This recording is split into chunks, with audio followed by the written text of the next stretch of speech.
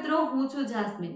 મંગળ પ્રભાતના સવારના મહત્વના સમાચારોમાં આપનું સ્વાગત છે. આજથી રાજ્યભરની સાથે મહેસાણા જિલ્લામાં પણ ધોરણ 10 અને 12ની બોર્ડની પરીક્ષાનો ઉત્સાહભર્યા વાતાવરણમાં પ્રારંભ થયો છે.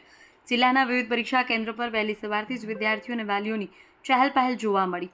પ્રથમ દિવસે પરીક્ષા આપવામાં આવેલા વિદ્યાર્થીઓનું શાળા દ્વારા કુમકુમ તિલક કરી મોં મીઠું કરાવી ભાવભીનું સ્વાગત કર્યું, જેથી વિદ્યાર્થીઓ તણાવમુક્ત રહી પરીક્ષા આપી શકે. મહેસાણા શહેરમાં હાલમાં વકરતી જતી ટ્રાફિકની સમસ્યાના આગામી બોર્ડની પરીક્ષાઓને ધ્યાનમાં રાખીને મહેસાણાના ધારાસભ્ય મુકેશભાઈ પટેલે જિલ્લા કલેક્ટરને પત્ર લખી મહત્વની રજૂઆત કરી.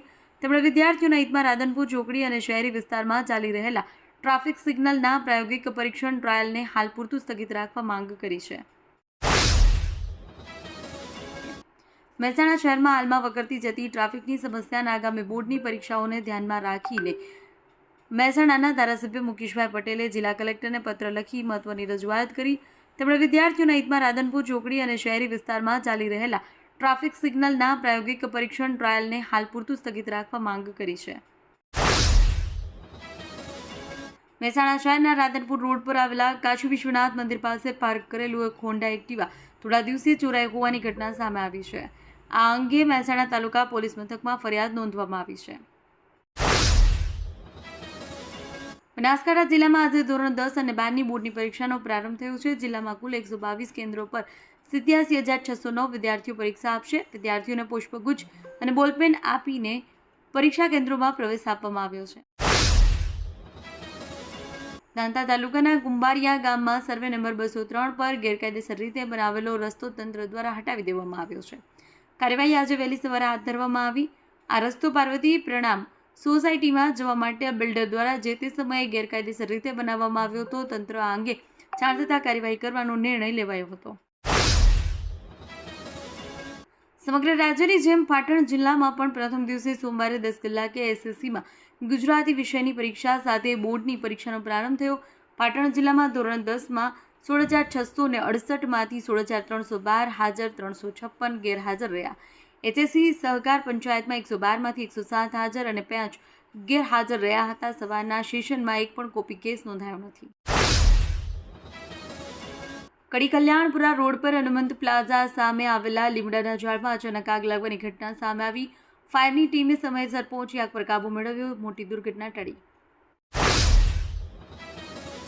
મહેસાણા જિલ્લા લોકલ ક્રાઇમ બ્રાન્ચની ટીમે હાઈવે પેટ્રોલિંગ દરમિયાન એક મોટી સફળતા હાંસલ કરી છે. દિલ્હી અને ઉત્તર પ્રદેશ જેવા રાજ્યોમાંથી કાર ચોરી કરતી મુંબઈમાં વેચાણ કરતી એક રીઢા ગુનેગારોની આંતરરાજ્ય ગેંગનો પર્દાફાશ કર્યો છે. પોલીસે નાગલપુર કોલેજ 3 રસ્તા પાસેથી 2 આરોપીની ધરપકડ કરી તેમની પાસેથી ચોરીની 3 કાર સહિત 15 લાખનો મુદ્દામાલ જપ્ત કર્યો. વિસનગર શહેરના જીટી રોડ પર આવેલા નગરપાલિકા સંચાલિત જીટી કોમ્પ્લેક્સમાં એક દુર્ઘટના બની. કોમ્પ્લેક્સમાં ઉપરના માળે ગેલેરીના એક ભાગ અચાનક ધડાકાભેર તૂટી પડ્યો. આ ઘટનાના કારણે આસપાસના દુકાનદારો રાહદારીઓમાં ગભરાટ ફેલાયો.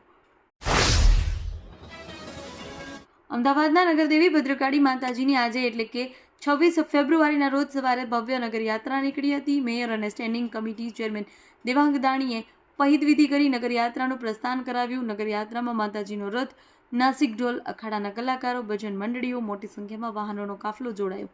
નગરયાત્રા આવે નિજ મંદિરે પરત ફરી. યાત્રા શાંતિપૂર્ણ માહોલમાં પૂર્ણ થઈ. ઉલ્લેખનીય છે કે 26 ફેબ્રુઆરી અમદાવાદનો સ્થાપના દિવસ છે. ગુજરાત વિધાનસભા સત્રની આજથી કાર્યવાહી શરૂ થાય એ પહેલા જ કોંગ્રેસનો વિરોધ જોવા મળ્યો.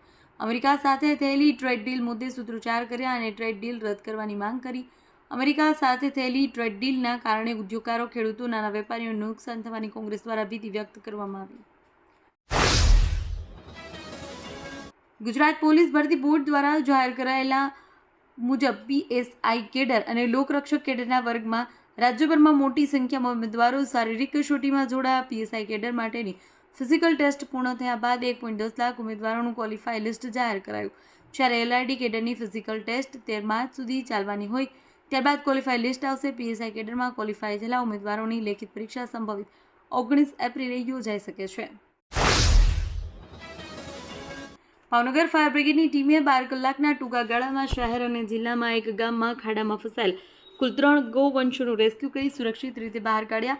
ગઈકાલે ભાવનગર ફાયર બ્રિગેડના જવાનો પ્રથમ કોલ મોડી રાત્રે મળ્યો કે તળાજા જકાતનાક પાસે સ્થિત સરગામ તરફ જવાના રોડ પર હોટલ આરાધના સામે ખુલ્લી ગટરમાં બે આખલાઓ લડતા ખુલ્લી ગટરમાં પડ્યા હતા.